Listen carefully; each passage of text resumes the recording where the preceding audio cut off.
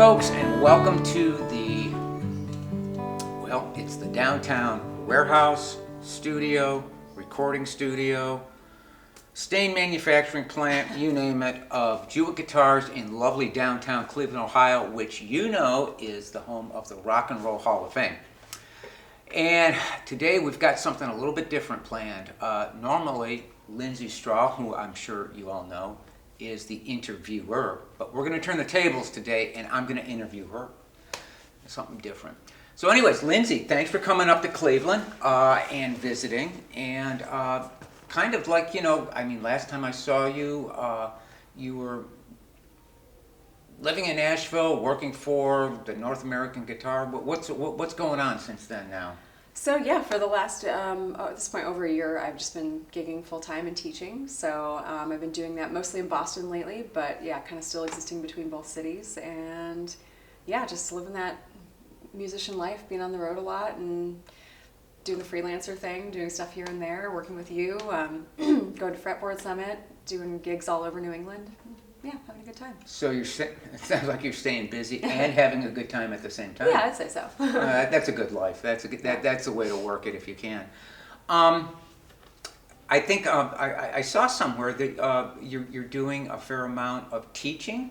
Yeah. I never knew that you did teaching. So how does that work? Do you do it online or you do it in person? I have a mix of students, some who are exclusively online because I have some folks who don't live anywhere near me, so that's obviously ends up being limited to that. And that I find it's not obviously ideal. It's better to be able to teach in person when you can, but for folks who already have a pretty solid base of understanding, of technique, you can kind of dig into bigger topics, more esoteric topics pretty easily from afar. So it works very well. And I do have some students in person as well who are maybe like learning more, or maybe a little bit further, I don't want to say further back, but like still maybe like figuring out things like rhythm and things like that are really helpful to be able to work on together because you play alongside each other. So yeah, it's a mix. Well, that's kind of interesting to know. And when I first came in contact with you many years ago, you were playing a lot of Celtic music, but recently I think I've been seeing you do you did a Shania Twain cover, you did a Townes Van Zandt cover. That's really kind of branching out of what maybe was your wheelhouse at one time, which was Celtic music. So why did that come about? Just something different? I've always kind of done a mix of things. Like I always say that like my musical home base is Celtic music because that's sort of where I kind of feel like I grew up a little bit, like in Boston. Like that's the scene of people that I really got to bond with and be a part of, and that's like the music that I make for myself, like my albums. That's kind of the core of it, is like the traditional British and Irish folk songs and tunes and stuff like that. But I've done wedding gigs and things since graduating in 2010, where I was doing a lot of cover songs and songs that were not necessarily Celtic songs. So I've always been I joke that I have musical ADHD a little bit. It's kind of hard for me to stay in one genre all the time, which for better or worse, it's I like to hop a little bit and do different things, but yeah, part of it's a practical thing, but part of it's also just that I also like Shania Twain, and it's fun to sing along with songs like that, and because it stretches your musical abilities in different ways, or playing old time or playing bluegrass music is obviously quite different from playing Irish music, so there are sort of different sets of skills that you learn in one genre versus the other, but it also all really ties together nicely. So yeah. Cool. The other thing I noticed is that for those of you that don't know, Lindsay has a very active presence on YouTube. She has a really good YouTube channel as well as a Patreon page, I believe. But you're singing a lot more. When I first kind of came across you, you were always just doing instrumental stuff, and then all of a sudden you were singing. And I go, is that something that you maybe weren't comfortable with a while back, or you just sort of decided that, well, I'm going to sing and play the guitar?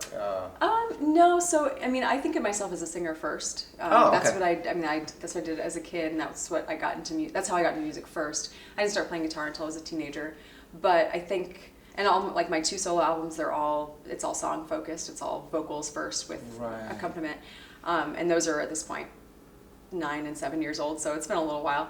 Okay. But I did go to Berkeley for guitar, so I was a guitar principal there, and I didn't have a lot of formal vocal training. So there was definitely an era like a long time ago where I was like, I didn't feel quite as confident with that, but I also still really wanted to do it. So I kind of, again, like from a practical standpoint, like I was getting gigs where I was doing both, because people usually want, not everybody wants just instrumental guitar, unfortunately. Yeah, there's I not a can see huge that. audience for that. So there's a fair amount of people who want things like cover songs for this or that.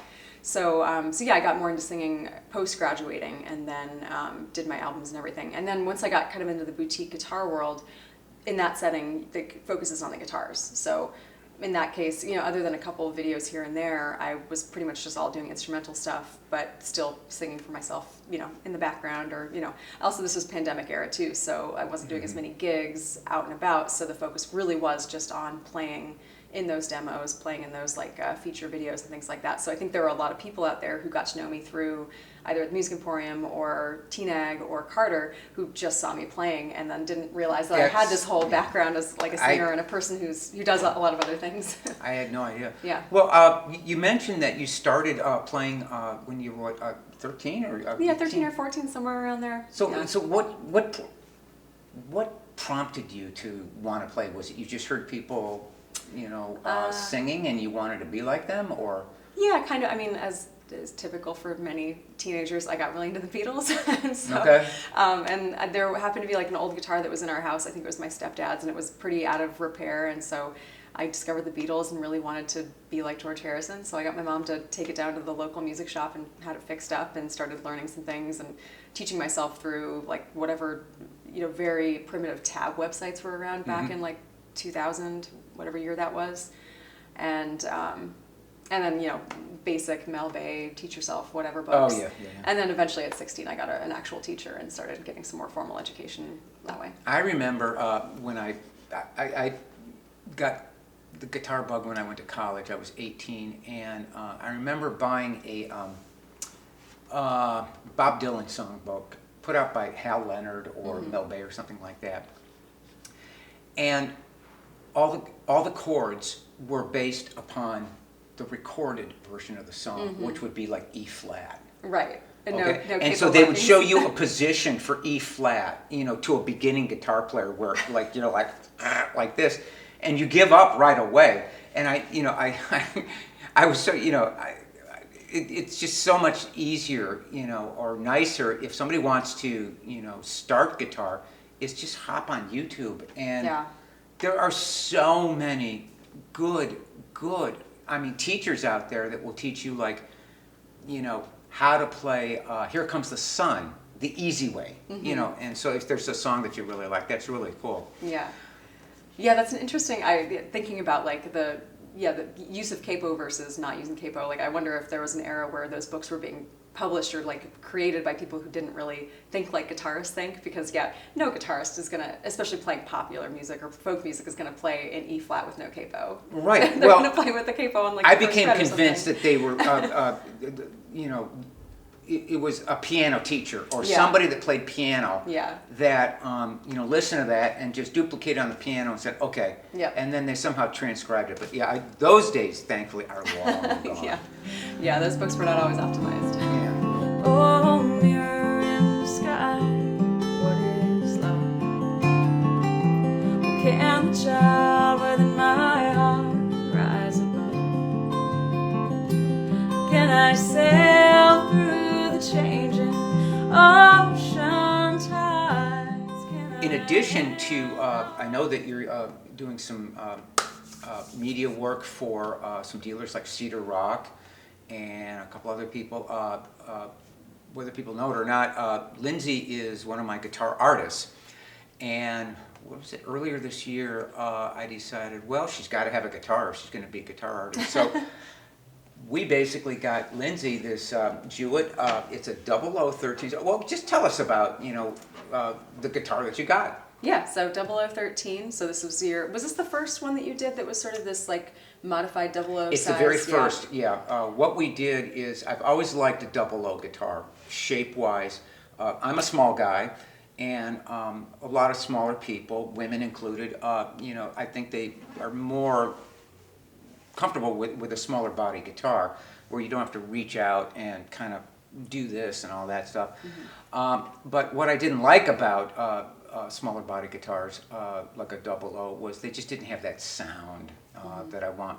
So basically what we did was we enlarged the depth of the guitar, and in this case we made a 13 fret guitar. So it joins the body up here at the 13th fret. So it gives you a little bit more air volume up here. So you do get a little bit, I could get very technical with this, but I won't. But it just is a bigger sounding guitar with a little bit more projection. And the other thing that we did is that's unusual for a double O guitar. This is a long scale or a standard scale guitar. So it's more like an OM guitar in terms of its scale length and where the frets position, things like that. So I just thought it would make a nice fit for you. But it's the only one I've ever made, so it is highly special. Yeah. Very specialized. Yeah, we've got redwood top, walnut back and sides. Yeah. And so this is not Bastogne walnut, but what is it? Any specific? Is it Claro? No, it's a North American walnut. I bought it a long time ago, but I know it's not Claro walnut, it's not Bastogne, but it's very rare to find North American black walnut, which technically is what it is, right. with this type of curl in it. It's very rare to find that in that particular species of tree. But when I saw this, I jumped all over it. The pictures that I bought it off of, and when it was being advertised, don't even do it justice, because once I got a finish on there, I went, wow.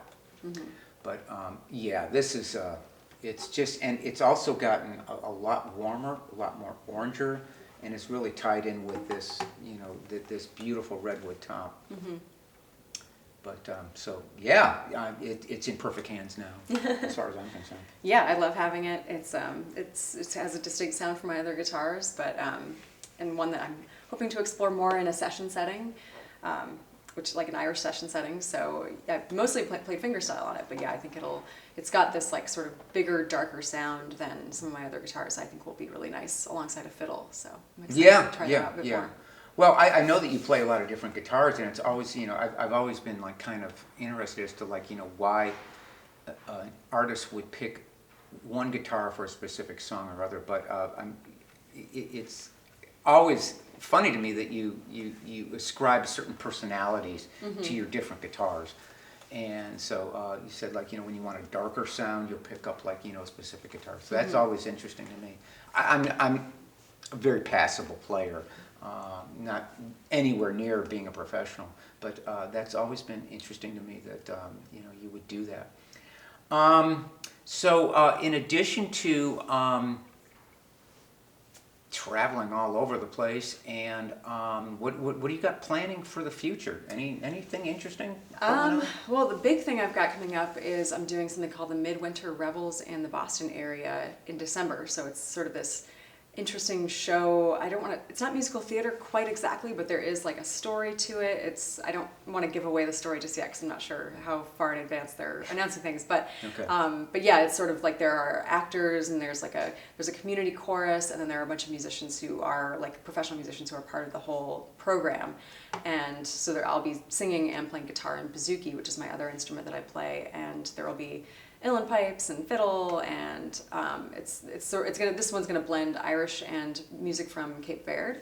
So there are also some Cape Verdean musicians who will be a part of it. So that'll be really interesting. That will be cool. That's kind of my big thing on the radar next. And then in January, or late January, early February, I've also got my zoocology weekend out in New Mexico, which is every year I have a gathering with some friends where we do a big bouzouki thing. So if anybody's interested in octave mandolin, bouzouki, mandolin, cittern, those instruments, come out and hang out with us in New Mexico, because that's always a fun time. And yeah, I think that's kind of the main, and then Artisan next year, and Artisan, yeah, there are those maybe Chicago again. Those big weekends on the calendar, so yeah. Well, that's good. I'm excited. Well, it's been great catching up with you. Again, thanks for coming by the shop and seeing, what I do on a pretty daily basis. And I must say, it's always a treat to have you here and talk about guitars, which is what we both love. So that's what brings us together. For those of you that don't know, Lindsay has a really nice YouTube channel where you can see a lot of her videos. I don't know. She's been doing about one every week. Yeah, now. one a week. I started that last August, and yeah, I've been keeping it going pretty consistently. So Good. And for those of you that want to learn guitar, her Patreon page. I am I'm totally ignorant on how that works, but basically, if you want to take on or sign up for online lessons with Lindsay, she's a really good teacher. Just the little time that we've spent here, she's shown me a few things on the guitar that just like practically changed my life.